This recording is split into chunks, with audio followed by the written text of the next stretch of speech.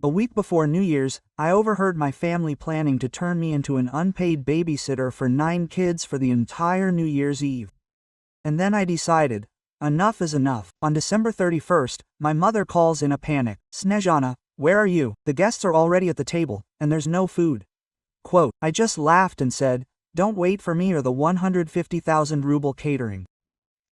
Okay, let's take it from the start.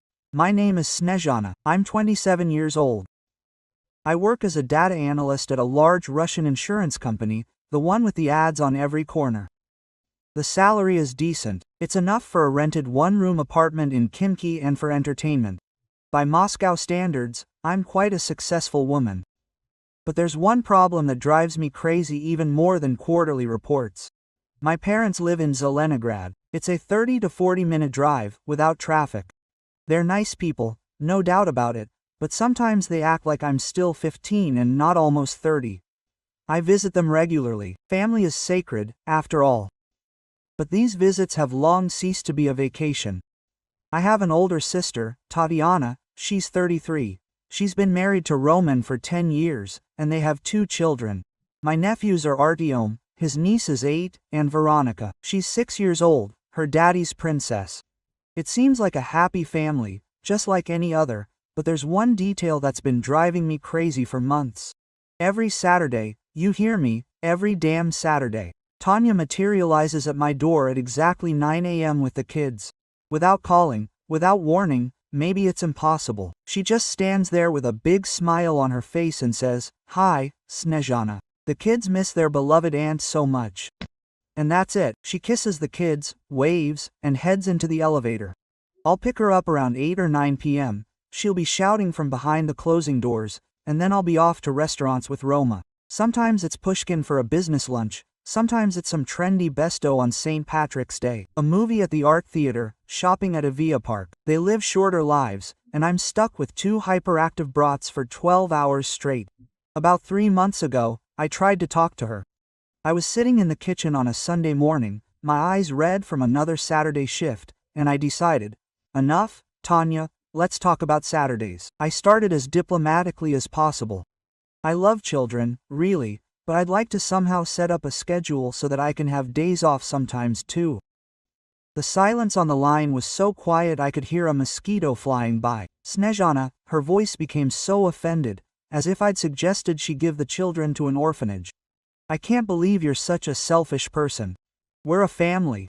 Romka and I are working like crazy. We don't see each other for weeks. What, you don't have a husband or kids? What do you even do on Saturdays? I tried to explain that maybe I want to date someone too, or go to a cafe with friends, or just lie at home after a stressful week of reports. What nonsense, my sister snapped. Temka and Veronica adore you. You're like a second mother to them. Quote, a couple of weeks later, I decided to approach things from a different angle. At my parents' traditional Sunday dinner, beetroot soup, cutlets, and vinaigrette, I started talking in front of my mom and dad. Mom, I wanted to talk to Tanya about the kids. I love them, of course, but they're at my place every Saturday. That's a bit much. Maybe we can somehow agree on a schedule? Quote, Dad didn't even look up from his plate, just chuckled. Snezhana, it's family, and family always gets help. And Mom? Quote. Mom put down her spoon and looked at me as if I'd cursed in front of the kids. Honey, I didn't raise you right. Tatiana works, she and Roma need time alone. And you're alone, you have no obligations. And anyway, you know what? This is the best training. It'll be easier with your own people later. Mom, what if I want to go on a date or meet up with friends on Saturday? Tanya cut in, not letting Mom answer. Save the dates for Friday or Sunday, and let your friends come over and meet the kids at the same time. It's simple, Snezhana. Dad nodded. Sister is right. Family, what's sacred, is not denied to its own. I almost exploded. I wanted to stand up and scream that they all didn't consider me a person. But instead, I forced a smile and mumbled that I understood everything. Although, what did I understand? I was slowly starting to hate them all. My parents for not even trying to listen to me. Tanya for her insolence, and I even started getting angry at my nephews, which later made me feel incredibly ashamed. 3 weeks before New Year's, I was sitting in the office on White Square, finishing up the quarterly report, when my mom called. Snezhanachka, hi. I'm calling about New Year's. We're going to have a full house this year. Aunt Lida is coming with 3 children, Uncle Misha and Sveta, they have 2. Plus Roma's parents and his brother's family, that's 4 more children. I quickly calculated in my mind. It'll be as crowded as a Gazprom corporate party. It sounds grand. Mom, what should I bring? That's exactly what I'm talking about, my dear. I can't cook for such a crowd on my own. Maybe you could order catering, so that there's enough for everyone, beautifully and deliciously. Quote, my heart sank. Catering for such a crowd. That would be a fortune. Mom, how many people will there be? Yes, about 25. I know it's a lot to ask, but you're great, you earn a good income. The rest of us are tight right now. We'll pay you back later. I wanted to say, why is this my problem? I wanted to remind you that a good salary doesn't mean I have to feed the whole family for the holiday. But there was so much hope in Mom's voice. Okay, Mom, I'll take care of the catering. Oh, thank you, my darling. You're the best. I'll send you a list of everyone's favorites. After hanging up, I leaned back in my chair. 150,000 for a New Year's table I hadn't even planned. But it's family, it's once a year, it's a holiday, I convinced myself. I ordered catering from German. It's not a restaurant, but a Moscow delivery service named after its founder, a gourmet. I made a prepayment of 90,000, trying not to think about the final bill. Work was distracting, and I even began to look forward to this family New Year. After all, the atmosphere, the Christmas tree, the tangerines. And then exactly a week before the holiday, the phone rang. I was just finishing up a report on the analysis of the client base. Golodskaya Snezhana. This is Svetlana from the German catering service. I'm calling about your order for December 31st. Good afternoon, Svetlana. Did something happen? Unfortunately, we have a problem. Our supplier let us down with the boiled pork. The entire volume was spent on corporate events, but we are ready to replace it with baked chicken with potatoes and mushrooms for the same price. Will that suit you? A little. It's a shame, but not critical. Let me discuss it with my family. I'll call you back. Of course, but it would be better to decide today or tomorrow. It's the week before New Year's, you understand. I immediately called my mom. The subscriber was temporarily unavailable. Dad, the same thing. My sister, the subscriber was completely disconnected. It was as if they had conspired. After work, I decided to stop by my parents. Someone had to be home. At 6:30, I opened the door with my key. The apartment was warm, and smelled of my mom's signature horn. I was about to shout, Mom, are you home? But I heard her voice from the living room. She was talking loudly on the phone, as she usually does when she's nervous. And then I heard my name. Oh, Lida, don't worry. Snezhana will handle the children perfectly. No need to hire any entertainers. I froze in the hallway. What do you mean, handle the children?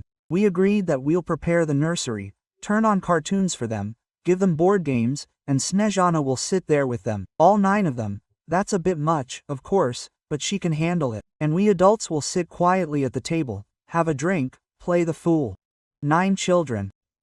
My ears started ringing. I pressed myself against the wall, afraid to go in, but I couldn't leave either. I know, Mom laughed. It's just perfect. She has experience with Tyanka and Veronica. And anyway, someone has to watch the children while we celebrate the new year. And Snezhana's still just alone, without a partner. Why should she be bored with us at the table? I felt sick when I heard it. They plan all this behind my back, without even bothering to warn me.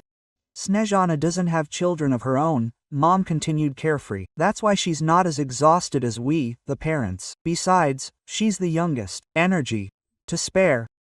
Believe me, bring all yours. Snezhana spends every Saturday with Tyanka and Veronica. She adores them. What does it cost her to watch a few children for another evening? Aunt Lida must have made a joke, because Mom lost her desire. Exactly. We'll just leave all 9 of us with Snezhana, and we'll have a real adult New Year's. Good wine, heartfelt conversations. Maybe we'll play cards? It will be wonderful. I backed toward the door, trying not to make any noise. My hands were shaking with anger. So, that's how I should have laid it out, 150,000 for a festive table, and then hang around all evening with 9 children, while everyone else is clinking champagne. Hearing Mom finish talking, I waited a few seconds, then slammed the door loudly, pretending as if I had just arrived. Mom, I'm home. Oh, Snezhnachka. Mom floated out into the hallway with a tight smile. What a surprise. Did something happen? I tried to speak calmly. The gourmet called about New Year's catering. They're having problems with the baked pork. They're suggesting replacing it with chicken with potatoes and mushrooms. They'll suit everyone. Oh, wonderful. Baked chicken is just right for New Year's. What do you think is right, daughter? I turned around and left. I was shaking in the car. I sat for a few minutes, gripping the steering wheel, trying to digest what I'd heard. They planned it all behind my back. I have to pay for the food, sit with 9 with the kids, skip the New Year's feast. That means I'll be stuck with the kids like a servant while everyone's having fun at the table I paid for. And the worst part is, they didn't even ask me. They just decided I'd be the nanny because I always did what the family asked of me. At home, I was shaking with anger. I'd pace the apartment from corner to corner, getting more and more angry with each passing minute. It's not just about New Year's. That's how they've always treated me, not like an adult woman with her own life, but like an unpaid nanny who was lucky enough to earn a good living. I remembered all those Saturdays when my sister would show up with the kids, how my parents always took her side, how they made her feel guilty for wanting to be alone. And now this New Year's setup. That's it. I'm fed up. I grabbed the phone and dialed the catering service. Hello, this is Snezhana Golutskaya. I have a large order for 31st. Yes, Snezhana Viktorovna, you've decided on a replacement. I need to cancel the entire order. There was a long pause. Then I heard, cancel. That's it, but there's only a week left until New Year's. Yes, please cancel. We can do it, but they'll deduct a penalty from your return. We'll refund approximately 70,000 rubles out of 90. Okay. Cancel immediately. Understood. Refund within 13 business days. After hanging up, I felt a strange mixture of relief and panic. I just canceled a New Year's table for 25 people, and they had no idea. That evening, sitting on the couch, staring at my phone, I suddenly remembered. About 3 months ago, Zana, my roommate from the dorm, called. After university, she moved to Krasnaya Polyana, works for an IT company, and constantly posts photos from the mountains on Instagram. Snezhana, come visit us for New Year's, she said in September. My parents rented a stunning house at the foot of the mountain. We'll go skiing and drink mulled wine. Beautiful. I declined without a second thought. Thank you, Jonka, but I always celebrate New Year's with my family, and so I'm sitting in my apartment, having learned about my relatives' plans to use me as a free entertainer, and I realize it's a sign of fate. I found Zana's number. My hands were still shaking with anger, but my determination was rife. Snezhka, what a surprise. How are you? Zan, hi. Listen, I know it's last minute, but remember, you invited me to Sochi for New Year's. The offer still stands. Are you serious? Of course. Come. We're leaving on the 29th. Will you make it? I will. I'll arrive on the evening of the 29th. Great. I'll send you my address. I can't wait. When I hung up, I felt a huge weight lifted off my shoulders. On December 29th, I took an early day off from work and rushed to the airport to meet my flight to Sochi. Zana's parents, Mikhail Petrovich and Karina Sergeevna, arrived around 9 p.m. They greeted me like family, tea, sandwiches, and inquiries about the road. On the morning of the 30th, we went to their rented house in Krasnaya Polyana, a wooden structure surrounded by snow-covered fir trees, just like in a New Year's fairy tale. On the 31 stone, we went for a drive to Rosa Kuter, then returned to prepare a celebratory dinner. Around 3 p.m., my phone started vibrating. I looked at Zana. It seemed time to answer. And I answered, "Hello, Mom, Snezhana, where are you?" Her voice was sharp and angry. "Everyone's waiting for you, and the food was supposed to arrive an hour ago." I took a deep breath and said, "I'm not coming, Mom." "What do you mean you're not coming? Don't talk nonsense." Come immediately. I heard your conversation with Aunt Lita last week. I know about your plan. Lock me up with 9 kids while you all celebrate. Quote. There was a deathly silence. Then Mom's voice became defensive. I don't know what you heard there, but you're exaggerating everything. I heard exactly what I heard. You laughed that you could push all the kids onto me because I don't have any of my own. If you come to my wife now, we'll all come to you ourselves, the whole crowd with the kids. I just laughed. Good luck, Mom. I'm not in Moscow. I'm on vacation. Voices could be heard in the background. Tanya and the others were asking what was going on. Then my sister snatched the phone. Snezhana, what the hell? We all planned to rest while you were sitting with the kids. Completely have you lost your conscience? I'm tired of being your unpaid babysitter, Tanya. And I'm especially tired of you conspiring behind my back. By the way, don't expect any food, I've cancelled the order. I turned off my phone. Zana looked at me with wide eyes. Wow. How are you? I looked around. A cozy little house, the Zana family, who welcomed me like family, and the snow-capped mountains outside the window. You know what? Better than ever. I was truly happy. I turned off my phone for the rest of New Year's Eve and the entire first day of January. For the first time in many years, I had the most amazing New Year's of my life. No one forced me to babysit other people's children. No one expected me to set the table and wash the dishes. No one treated me like an unpaid servant. Everyone was just having fun together, and I was treated as an equal in everything. We snowboarded, played board games, watched movies, cooked together. Zana's friends turned out to be hilarious, and her parents told amazing stories. I felt like I was participating in a real family celebration, not like a servant. On the morning of January 2nd, I finally turned on the phone. Dozens of missed calls, 15 from my mom, 12 from my dad, 8 from my sister, 5 from her husband, and more from various relatives. But that was just the tip of the iceberg. WhatsApp was flooded with messages. The first were from my mom. Call me back immediately. Where are you? This is unacceptable. Then it got worse. You are a cruel, selfish woman. You ruined everyone's New Year's. Because of you, the holiday went down the drain. There was no food. My sister was even harsher. I can't believe you did this to us. At the last minute, we ran to the supermarket near our house and bought some semi-finished products from Pyatarachka. We embarrassed ourselves in front of our relatives. Roman also made a mark. Tanya is crying because of your behavior. The children are asking why there is no holiday table. But one message from my dad especially touched me. We celebrated New Year's in a nightmare without a proper table. The kids were running around, screaming, everything was upside down. It's all your fault. I read all this and instead of feeling guilty, I started laughing. I sat in a beautiful little house surrounded by people who genuinely enjoyed my company and read how their cunning plan had completely failed. They celebrated New Year's chasing 9 screaming children without food or a plan. What they wanted to push onto me became their nightmare. After the holidays, I lived in the little house with Zana and her family for 3 more days. On January 5th, I flew home. I felt rested and calm, like I hadn't felt in many years. For the first time, I spent the holidays the way I wanted, with people who truly enjoyed my company. On the way home, my phone vibrated periodically, but I ignored it.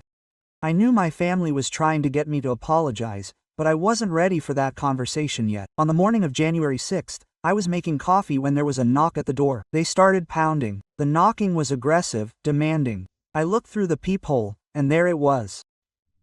Mom, Dad, and sister, all 3 with faces twisted with anger. I took a deep breath and opened the door. Don't even say hello, Mom said and pushed past me into the apartment. Daddy, come here, we need to talk. Quote, Dad used the stern tone he used to scold me in my teens. Okay, let's talk. Mom turned to me.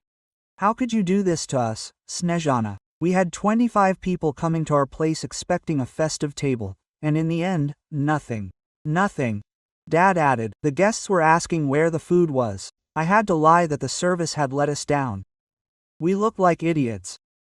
Tanya came closer to me. My mother-in-law and father-in-law now think our family is completely disorganized. Roma's mother kept asking why we didn't have a backup plan.